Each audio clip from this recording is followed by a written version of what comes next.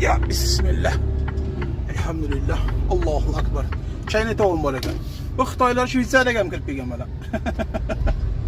Xitoylar Shveysariya dunyoning hamma joyida borda. Mana shu daraxtlar azizlar chinor daraxti hisoblanadi mana. Qanday shakl berib qo'ygan ko'ryapsizlar? Mana shular chinor daraxti azizlar. Bular mana shunaqangi qilib chinor daraxtlarini kesib qo'yishadi.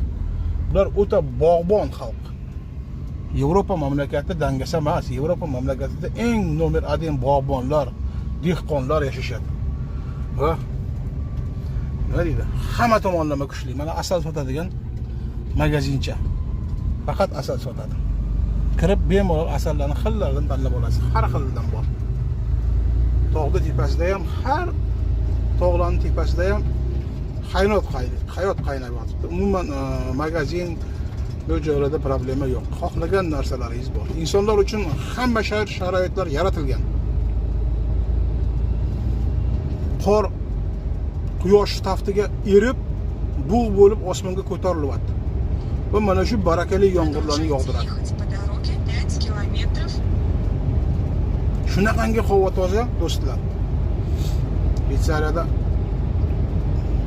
havosi ham Yevropaning hammasini havosi toza-yu, lekin Shveysariyaniki bo'laycha baribir. Daraxt ko'p. Bu joylarda yog'och juda ko'p ishlatiladi. Firmalarga borsangiz, yog'ochdan juda ham chiroyli qilib qo'yishgan. Uylarini, insonlarning uylari ham yog'och ko'p ishlatiladi. Plus yog'och mahsulotlarini o'ymakorlik, naqshkorlik juda ham chiroyli. Hozirgi fasonlarga qaraganda bundan 50 yil oldingi 100 yillik fasonlarini ko'ramiz uylarini. Prosta tilojiz. Shunaqangi naqsh qilib, shunaqa uylarni qurib qo'yishgan. Yo'l davomida ko'rsatib o'tib ketamiz sizlarga albatta o'sha eski uylarni. Mana bittalari. Shunaqa eski uylari bor. Mana hayot. Oddiy, tekis ko'chada nega hech kim ko'rmaydi dedi. Shu savolga juda ham ko'p menga mana bar ekan, mana shpitsa qilib dam olib. Mana mashinalarni qo'yib qo'yadi, kirib barlarda o'tirib bemalol. Odam Yevropada baribir har bitta odam, pensioner odam ham ko'chaga chiqmaydi. Juda kam chiqadi.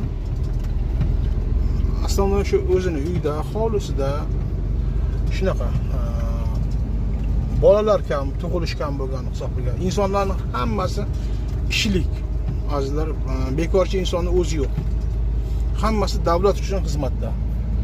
O'zini professiyasi bo'yicha ish juda ko'p va hammasi ishdan. Ishdan kelgandan keyin ham tashqariga chiqib, juda kamdan kam ko'rasiz bu insonlarni tashqarida yurgan